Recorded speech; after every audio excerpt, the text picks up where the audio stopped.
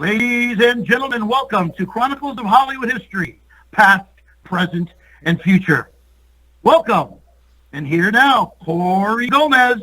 Hello, everyone, and welcome to the first episode of the Chronicles of Hollywood History, Past, Present, and Future, presented by Branscombe Richmond. This is your host, Corey, and our first guest today is a legend in the world of martial arts. He is a martial artist, an actor, producer, director. He does stunts, he does choreography. I am talking about Tommy Lee, a.k.a. Phillip Rhee. How are you today, sir? Hi, Corey. How are you? I'm doing good. Thank you so much for doing this with us. Absolutely. It's a pleasure. I guess my first question I have to ask is now I know you do because I also do martial arts, and martial arts is a very big thing to me. You're incredible at Taekwondo, but I also noticed, do you study Hapkido too, or did you at one point? Oh, absolutely. Originally, it started with Taekwondo, but there was an way from Maximilian Choi in San Francisco, and my brother Simon and I, we both also train Aikido as well. I liked it. Now you actually did compete for the U.S. team against the South Korean team in Taekwondo, correct? That is correct. That is correct. But in respect to my martial arts background, my brother and I, we studied various of different styles. Not only Taekwondo and Hapkido, I trained in Muay Thai, and my brother was training in San Francisco with Wing Chun, with Shang, one of the ones in San Francisco. And so we, gravitated to all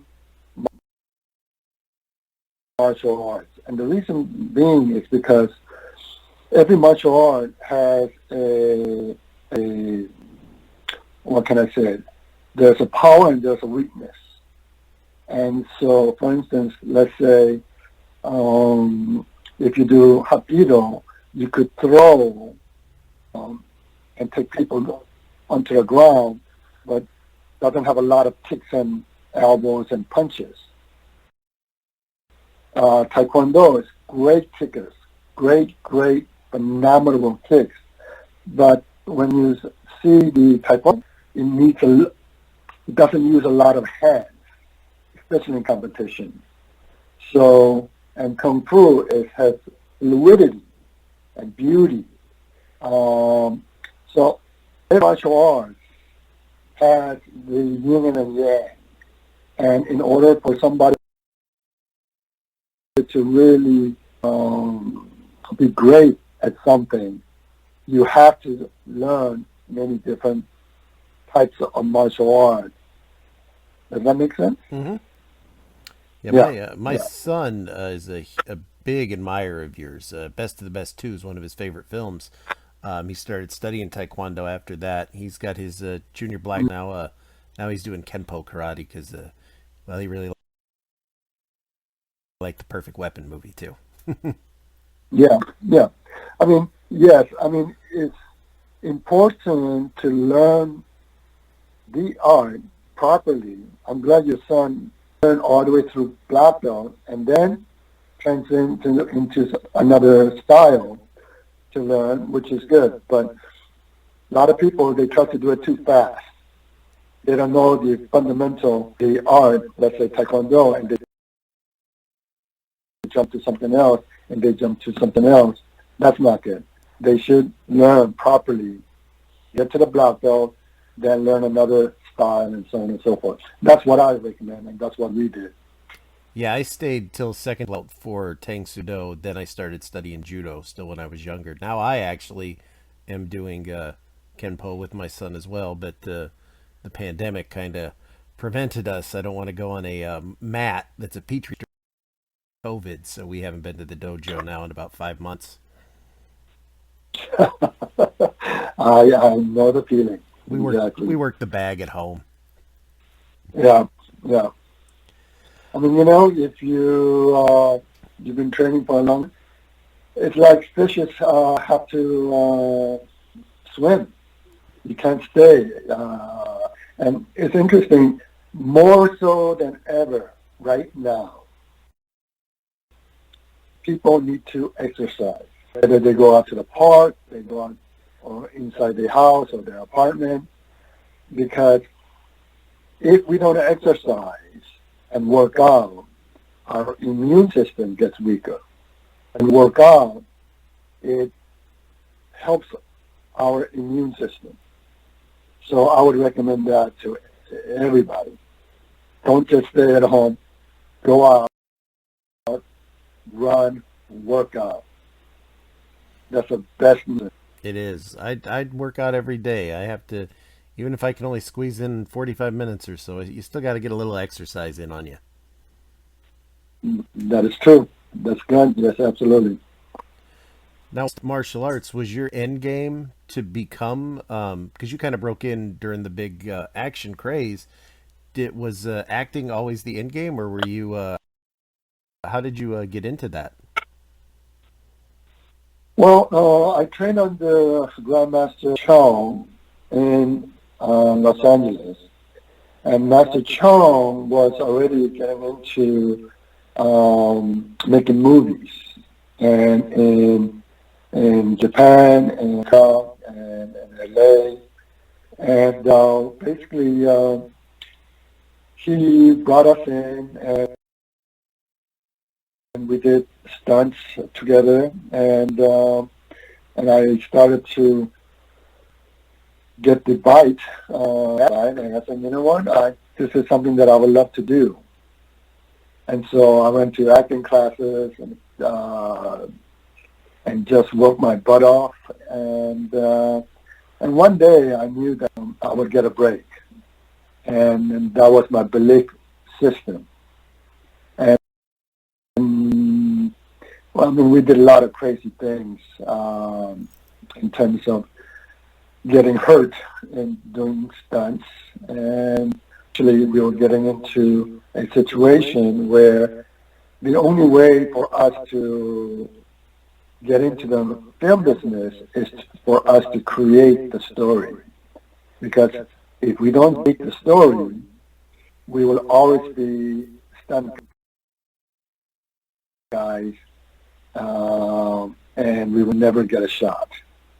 So that's what happened in terms of starting with Ninja Turf, and then we did that in Sam Jones, who was the Flash Gordon. Yeah, great guy. Yeah, Sam's great, and he trained with us for many, many years, and he's like a brother. And you know, we see him every once in a while, but yeah, Sam, we did a movie with Sam Jones, and that thing was acquired, and yeah, they just put in the grind, work hard, trying to find the pieces and how to get it done, and that's what I did. LA Street Fighters, but I do remember the VHS boxes because, you know, the ninjas were hot. So Ninja Turf, that was a predominantly Asian film. And I remember when Don the Dragon, when they did Ring of Fire, they said when they taken out the ad for that, like every Hollywood had shown up. That was a pretty big. Your movie came first, so that was a pretty big breakthrough for everyone there. I mean, that's something to always be proud of. What was it like being on a film like that? Because there really wasn't a huge Asian population in film until, truthfully.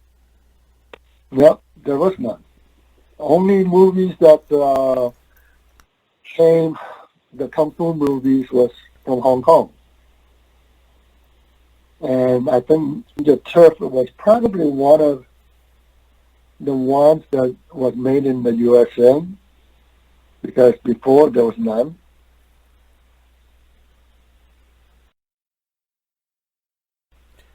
And you got to see the great James Liu in a very early watch Ninja Turf as well. He's been around longer. Well, if you listen to the interview, he's been around a long time. But that's another one of his lost classics as well. And I mean, he was the antagonist picture, and he did a terrific job. he really did a terrific job. You've had And go ahead. you've had quite a long working relationship with him. Did it all come about from that film? Yeah, I think so. Yeah, we go back probably more than 30 years or more. To think of it. Yeah. Now, your And brother. Oh, I'm James did sorry. a lot of movies. He probably did over 100 movies, I think. And in respect to my brother, very close with James because they all do stunt coordinating now by choreographers. And No, I was gonna ask your brother. Who's who I've also talked to. He's done so much fight choreography, so much stunt work. A lot of it too during the PM Entertainment. You kind of didn't stayed away from all the stunt work. Like really your thing? Were you more into being in front of the camera and like the acting side? right, that is correct. Yeah, because I wanted to write my own things. I wanted to write. I wanted to produce. That was it. And I don't know if you know this story. After doing Best of the Best, I get a call from a gentleman by the name of Alex Ho, and I didn't know who he was. And he said, Philip, I want you to come into our office to meet my partner. And I said, who is that? And Alex said, just come in. We saw your movie. We think that you're talented. Why don't you come into our office? And I said, who's your partner? And he goes, just come in. I said, who's your partner? And he goes, his name is Oliver Stone. Wow. And I said, I'll be there. And when I went there, we were talking about Best with the Best, and they asked me, what do you have next? And I wrote a script, a friend of mine called Cato. It had nothing to do with the Green Hornet Cato. It was my version of Cato. And so I showed it to Oliver Stone,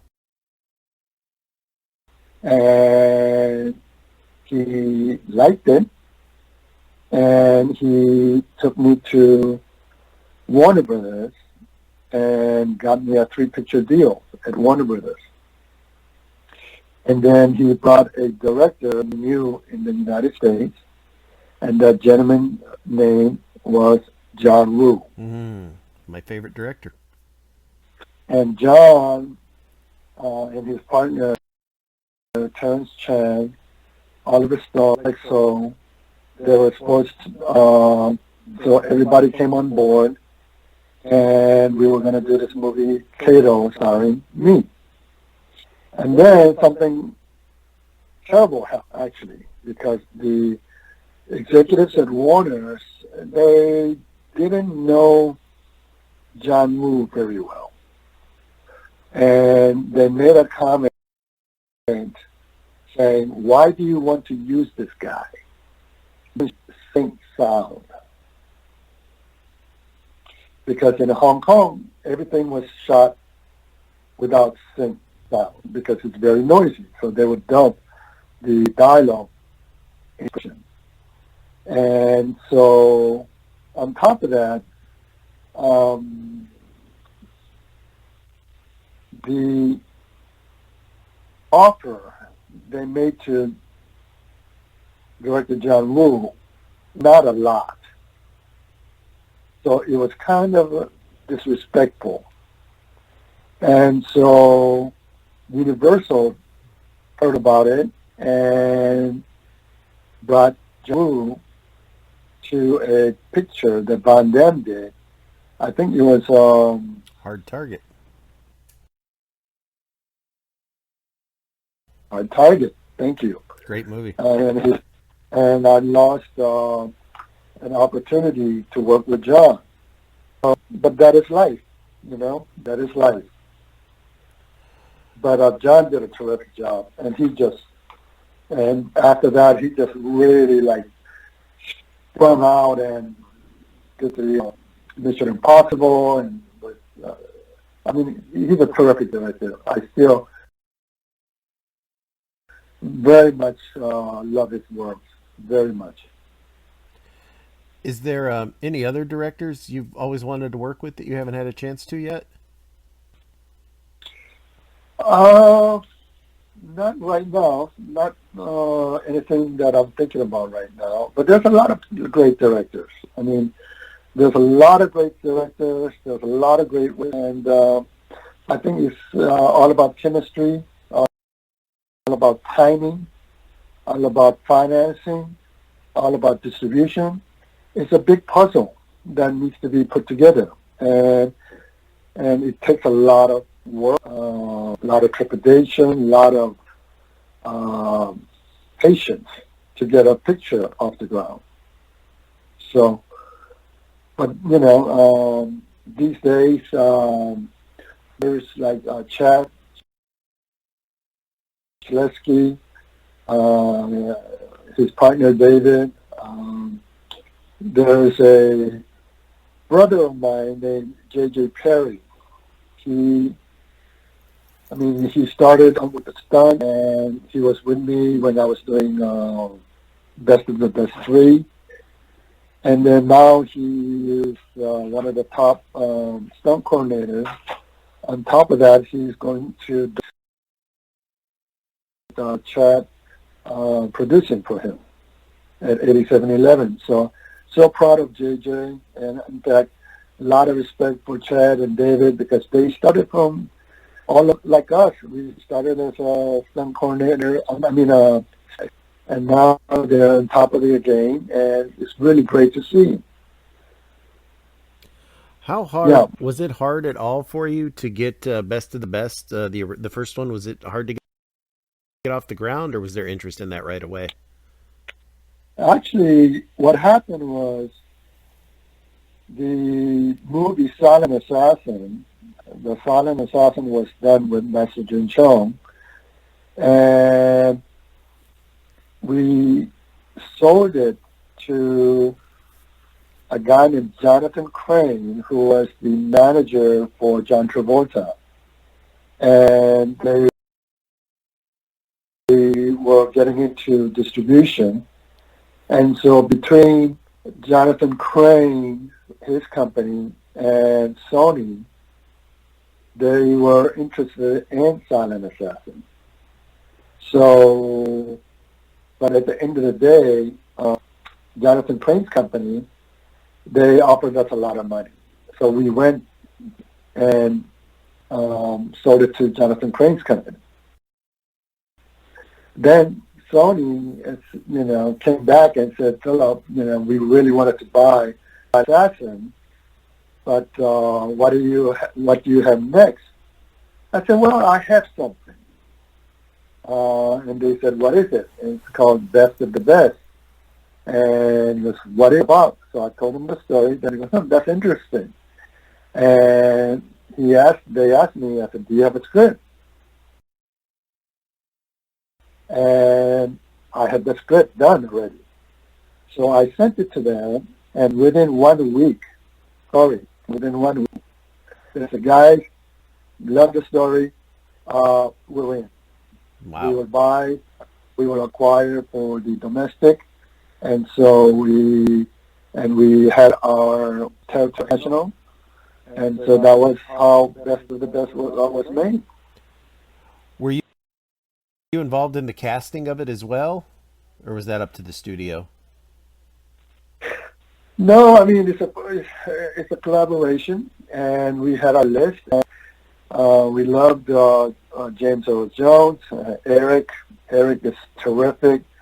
He's such a great actor, and physically he did a phenomenal job. I mean, he did events and workouts, and Chris Penn also great. Just everybody. It was a blessing that everybody came together, and it was we didn't know how it's going to turn out, but it became one of the most iconic martial arts sports movie of all time. And I don't know if you know that. Um, do you know John Campion by any chance? Have you heard of him? Mm-hmm. Um, I forgot what that. He did a review, and it was fun.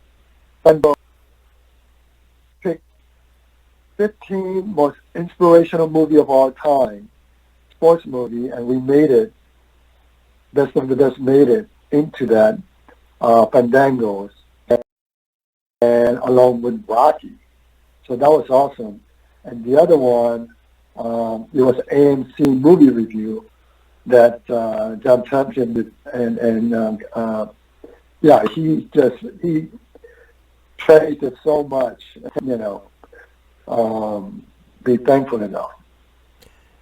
Yeah, I've written a few pieces about the Best of the Best series, and they're so, so highly read, well received. Just because your fans just all over the world with that film. It's incredible, actually.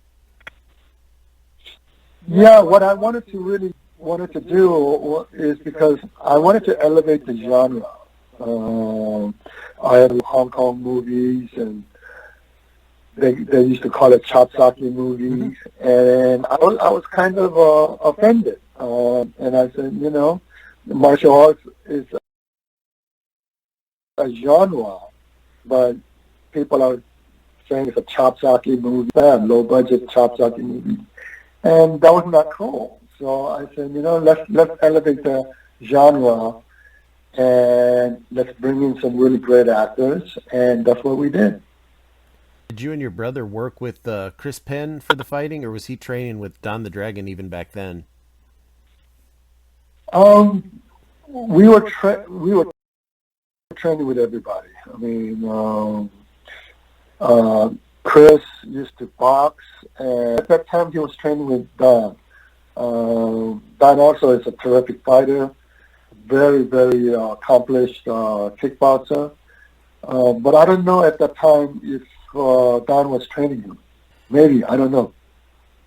Now, the one thing, like, I like Best of the Best. It was a good film, but the one I loved is Best of the Best 2. Now, Oh, yeah. what was, because I'm more into the underground arenas of death, a timeless story in this action fan's eyes. What made you take that franchise and spin it into more of an R-rated fight to the death kind of film? Well, I wanted to make a bigger picture, not just focused on martial arts. And at that time, I just mentioned to you, me and my brother studied many different arts. And the thought was, why don't we bring various different martial arts fighters from many different disciplines and put them together in an arena? And what's interesting is that I wanted to have it in Las Vegas, and basically that's the reason. I wanted to create something that was a little bit different than what we had seen before. And now I thought, and so disrespect at all to the first one, but like when Best of the Best 2 came out, I was like a lot of people like, but when we're going to see it now, first time watching in the theater, it's like, okay, this is Eric Roberts' movie. Eric Roberts is going to fight Baracus. Then when he's like, did you kill Travis Brickley? And then it's you that actually throws the kick, cuts his face. Then it's like, oh, okay, this is Tommy Lee's film now. So I don't. That's when I first was like, wow. Now we've got the, now you come front and center to me. Where in the first one you kind of shared. Where in part two, that's when you really, I think, in my opinion anyway, broke through. Like, you are the leading man with that one kick. Actually, I can. It was it was our film. I cannot say it's my movie because without Eric, the movie would not have been the way that it came out. So I take 100% credit for that. But one of the things that was really unfortunate when Best of the Best 2 released from 20th Century Fox, the day of the release, the whole back east shut down because they had a snowstorm. Mm. Can you imagine that? It's half the audience. Half the audience could not go out, whether in New York, Jersey, I mean, everything, Boston, it was shut down. It was a 100-year storm. And the movie could have been so much bigger because there was a lot of anticipation on that movie. And we did okay. But we could have done a lot more in terms financially and in terms of notoriety of the picture. And that was very unfortunate. Now, to ask, because everyone has wanted to know this for years. Now, the great Sonny Landham played James. Yep. He played your uncle, I believe. How, or was he your brother? Your brother. How were you guys related? They knew that, like, Tommy Lee just went to his grandma's house. His grandmother was Native American, and Sonny Landham was your brother, but that was never covered. Were you adopted? It was insinuated, yes. I mean, the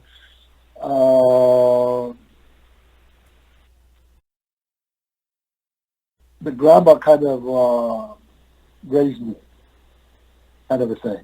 But it was not very, it wasn't clear.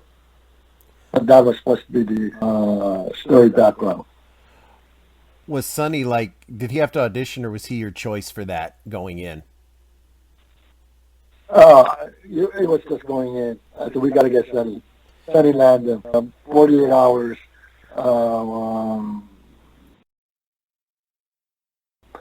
What was the other one? Predator. With Predator, yeah. Sonny was great. The guy was just terrific.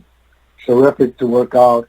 Funny, just when he gets into his role, he's just right on it. And he was terrific. He was terrific. Anyone that stops a fight midway to throw up their whiskey and then wants to continue fighting, I mean, that's an iconic performance. It's my favorite performance of his because he actually had a lot of lines in the film. It was in your chemistry together was awesome. It's a shame he's no longer with us. I know. But you said something that is very important right now, and that is chemistry. Chemistry. And when you put an ensemble together, if the chemistry is there, it's great. But if the chemistry is not there, oh boy, there was a lot of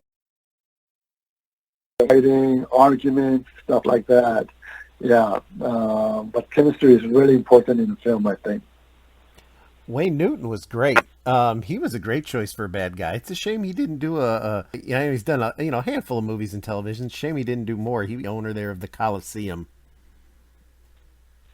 He was, I mean, he would fly into, he has his own helicopter. He flies in from Las Vegas to L.A., go back and forth. Yeah. And at the same time, as soon as he's finished his scene, he would fly back to Vegas and does a show. And then next morning comes back.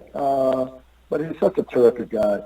He's such a gracious and terrific guy. And also, he studied martial arts. I don't know if you know that. No, I didn't know that. Yeah, he studied karate. Yeah, he definitely. He was great. He was funny, but he's such a talented individual. I really, I was very glad that we had Sonny, we had Eric, we had, Andy, Wayne Newton, my brother. It was a big ensemble, and I'm always grateful for that. Where did you find Baracus? Maracas, That guy was a monster. yeah, yeah. Our director found it, and he gave me the photo. He goes, "Phillip, what do you think?" And I said, "Whoa, this guy is pretty big, but can he move? Because he's a bodybuilder." And we met, and he put him into training, and then he was great.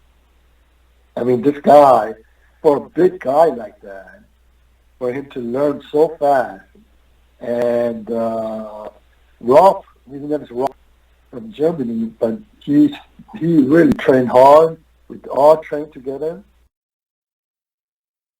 My brother trained him, and the end result was terrific because he was believable, and he was able to move fast, and yeah, he's terrific. And then he went into Gladiator and really did a lot of movies after that. So yeah, that was terrific. I always liked the big fight that you had with all the different people in the Coliseum. A capoeira fighter. We saw some kung fu. We saw Muay Thai. You got to see staff work. I always like when all the styles blend together. And then, yeah, your fight with Brackus at the end, he could throw nice kicks. He moved really good for a guy that size and height. Exactly. And but more so, he's again great guy, and he doesn't have a chip in the shoulder. A lot of guys have chip on their, you know what I mean? Mm-hmm.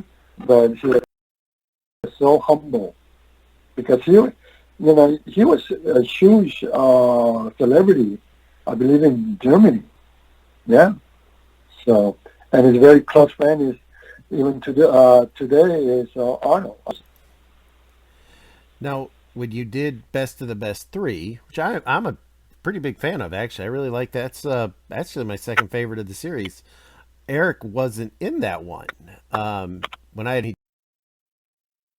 wasn't really his thing, but was he originally going to be in it, or was this just going to be breaking off into your own vehicle? That one, I wanted to break out into my own to start, and it's something that I had to do it. I don't know if you know the story. I was in the airplane and saw a magazine, and it was about an Asian kid. I think it was like these guys stomped him to death, and they were white supremacists, unfortunately. And the last thing that he said before he died, and he said, "I'm going to your country." And that was such a sad story for me. And I said, I want to do a very sensitive story, but it's got to be done in a way that that I wanted to do. Because for me, always, it is not about race. Even today, it's not about race. For me, it's character. There's good people, blacks, and there's troublemakers. There's good Asians and bad Asians. There's good whites and bad. It's character. And we were putting together the script, and at the end, the Tommy Lee was to kill the head of the white supremacists. And I said, no, that's not the way to do it. If we do something like that, we'll just inflame more hatred. That's not me, So we changed it, and if you saw it, that Tommy Lee's character do not kill the bad guy at the end. Mm-hmm. So, and it's within their own uh,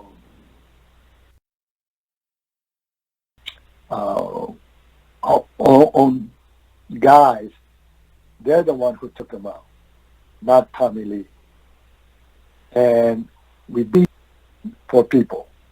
And that's one of my philosophies. It's bring people together. And when people together, it doesn't matter what color you are. You know what I mean? So that's why I made Best Dream. That was. We had a great. Oh, I was going to say you had Shooter McGavin, as we all call him now, as your brother-in-law. You had Gina Gershon, one of the most beautiful women in the world. I mean, yeah, you had a top to bottom, good story, good cast, good score in the movie too. I was always very impressed by the instrumental score of it. Yeah, it's terrific. Gina, right after that movie, she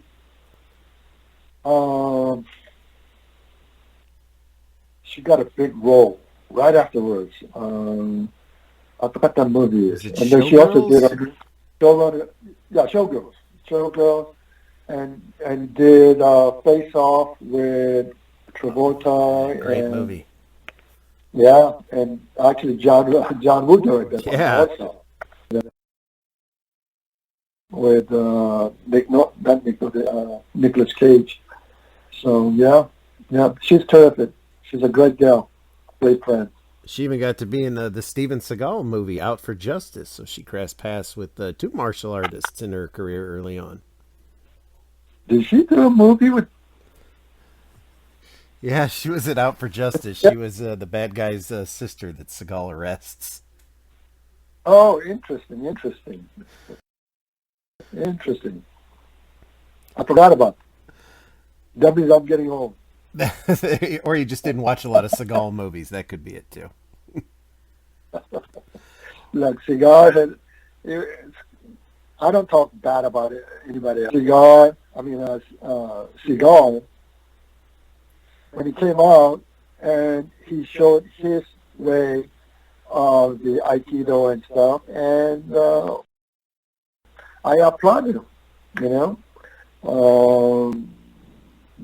there's a lot of stories that I will not even, say anything, but a lot of people did not like Seagal because of his attitude. But a lot of celebrities, when people become successful, their egos get bigger and their attitudes change. And that's what happens in our industry. And so, the movies, I liked Steven Seagal's movies. I did.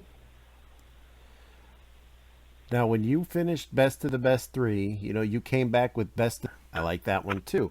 But that was like different. I don't know how to explain it. It didn't have the same kind of tone. It was a really good action movie, but it seemed like it was just a little bit different. Were you trying to go into a different direction now, or is it trying to get? I'll tell you the story. I got a call from the Weinstein's company, Barbie Harvey's Weinstein's company, and they wanted to do Best of the Best 3. And I said, guys, 20th Century Fox has it. They have the first right of refusal. And they said, just get it out. And I said, I don't know why I said that. I said, if I get it out, I want to direct it. I'm going to star in it. I'm going to produce it. Okay with that. And they said, beat, silence. And then they said, just get it out. So I went to Fox and I got it out and they wrote me a check and that's 3. And Best Three did really well, and then I get a call from the Weinsteins again and say, Phillip, we want to do Best Four. I said, Best Four? I don't have a script. I don't have anything. I don't have a story. Then he goes, we don't, you star in it, you direct it, you produce it, you write it, and we'll write you a check. Those things don't happen in Hollywood. No. So I had to quickly put together and made a movie. But I think that I could have done much better. And the lesson to all of this is do not follow money. Follow your passion. Follow your passion. Money will come. But if you follow the money, your creativity, your thoughts, your passion is not there because you're focused on the money. Very good lesson for them. So that's how Best of the Best 3 and 4 was made. Where's part 5?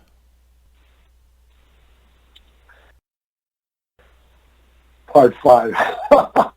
Corey, you're making me laugh, Corey. I cannot tell you this right now, but right now there's things are percolating. Let's just leave it at that. Pretty big, and we're in the process. So when it's definitely on, then I'll reach out to you and let you know. Because I mean, Promise. I had the idea he still owns the school that you left when you went on vacation, and now he's being shaken down by like Asian mobsters, James Wu, your brother, and Don the Dragon. So he has to call Tommy Lee, a percentage of the school, to go back and help him in the old neighborhood. Corey, are you writing a story? I think that would be. I always have all these movie sequel ideas, and I'm telling you that could work. Thank you. Thank you for thinking of me. Thank you for your kindness. Yes, I think everybody hopes that we get to see another one, and that's great news. Then you did Underdogs. I enjoyed that. I like a good family martial arts film. There's not very many of them, and that was real good. Even my son, he was still younger when he saw it. He's still little now, but we just had a good time watching it, and then that was just a great film. How did you get inspired to do that one? Well, I'll tell you a story. Many, many years ago, in our martial arts studio, I was in the restroom, in the locker room. And kids came in, and they were talking about one another, and they said, hey, did you see Master Rhee's movie? And the other kid goes, yeah, what did you think? He goes, yeah, it was great, but, he teaches us to be humble, to be respectful, but he was killing everybody. And that was really cute, but they were right. They were right. And so I said, one day, I don't know when, but one day I'm going to make a movie for kids. And that's a promise that I made to myself. So many, many years later, I said, I'm going to do it. And I guess probably over 20 years later, I wanted to do it, so I did it. So I didn't have a lot of money to do it, but it was a terrific movie and a lot of great actors came on board, and Don Wilson, the Dragon, Bo Bridges, Greg Grunberg. I mean, there were so many people who came to help just because we wanted to make a kids movie. So, and that did well. It was picked up by Lionsgate and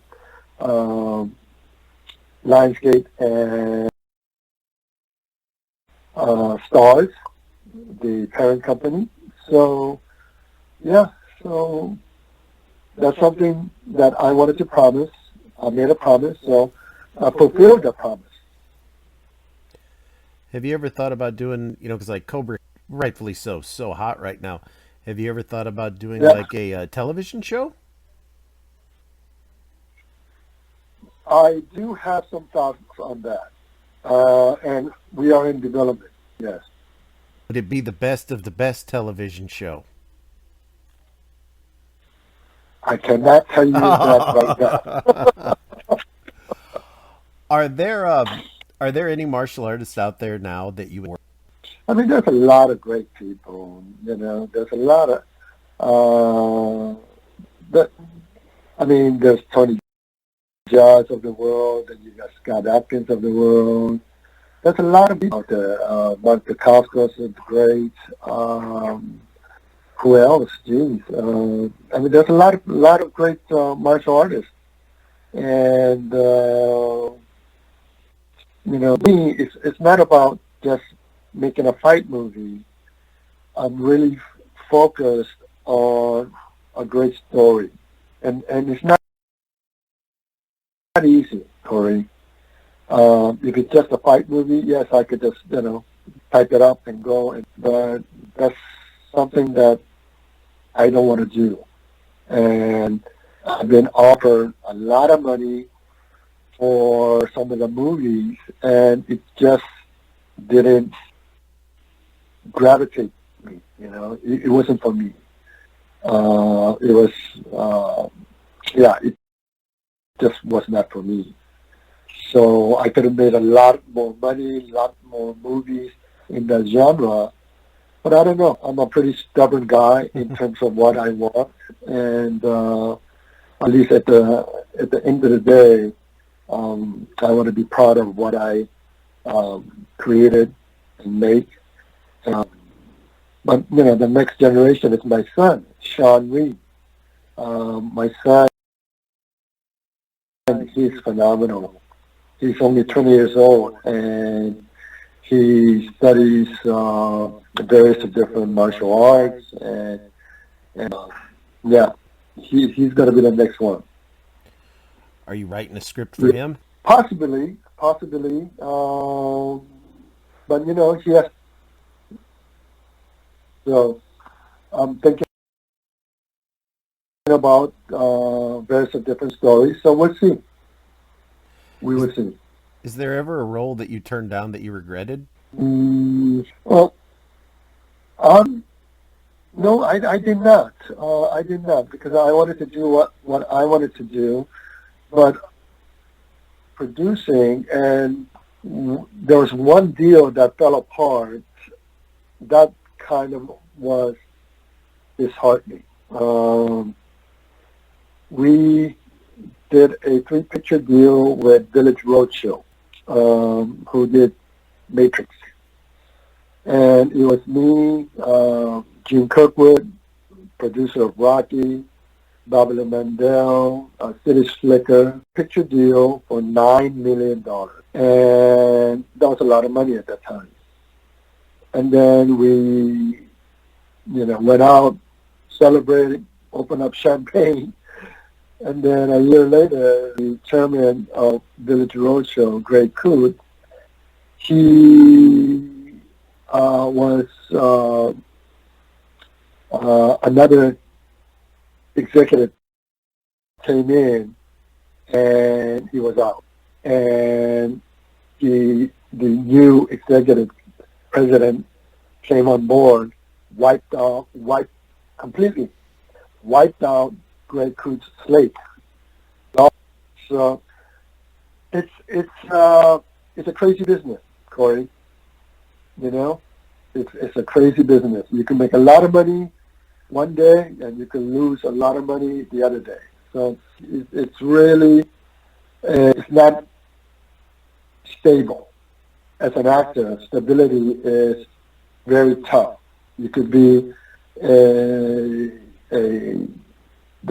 best actor, for a sort of a new person come in and they're out, So for me, I wanted to not just be an actor, I wanted to understand how the business works. And that's why I started to produce, because I knew nobody could fire me. basically. Yeah.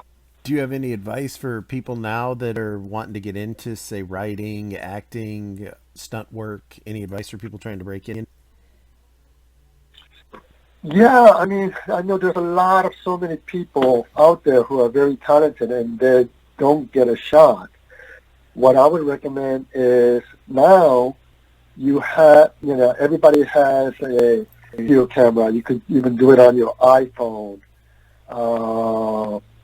And, you know, put music together and put a light or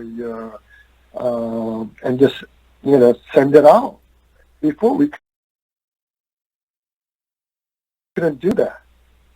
But now you put it on YouTube, a lot of people could see it. And the most important thing is, if you want to be an actor, go to that. If you want to be a martial artist, go into the martial art class.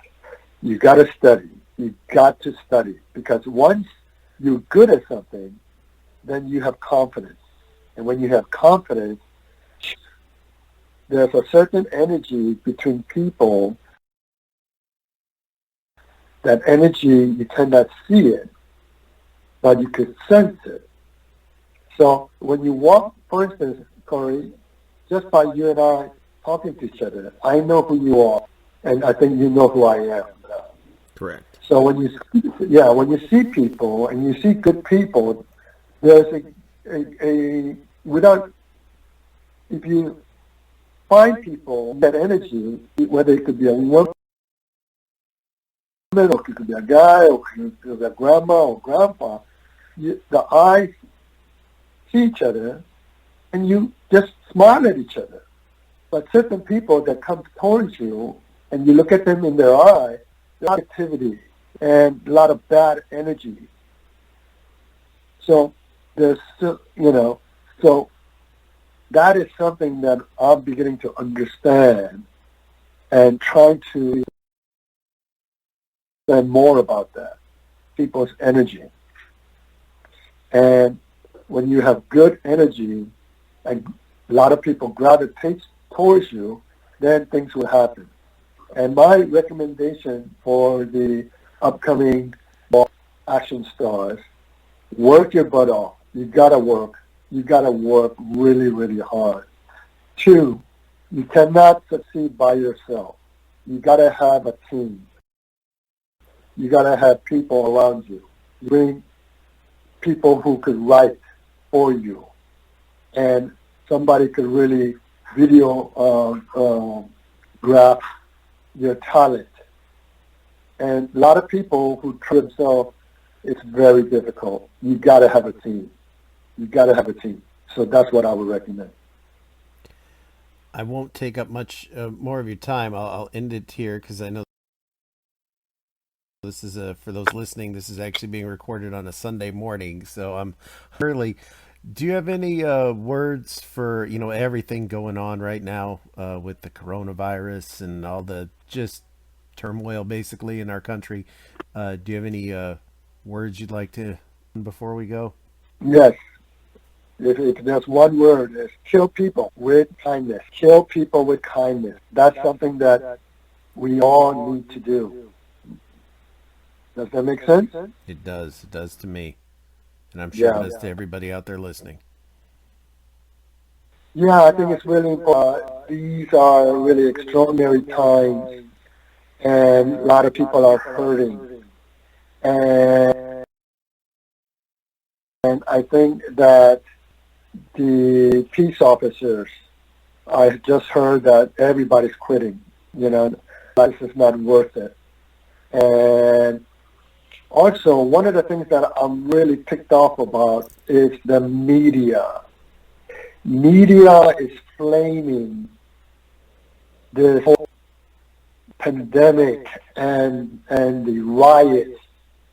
And I understand they have to make money, but the media flames the fire much bigger than it. Because when we see the media and what they just focus on, when I see that, I get upset. I'm sure when you see it, it gets upset. I try to avoid But reading it. so instead of that, all the bad stuff happening, if the media shows people helping each other, the firefighters pulling people up, car accidents and all the pig yellow, they go in and pull the person who's got into a car accident and they pull them out. That inspires people. But when we only see just fighting each other, spitting at each other, cursing at each other, that is not the right way. It just gets people more aggravated. So I would all everybody put up good stuff, and humanity would be much better. And don't look at because it's going crazy, and they love it. They love it, And I get it. That's what they're supposed to do, but it's too much. It just makes people very angry. People with kindness, That's my 2 cents. I say avoid the news and watch Best of the Best too.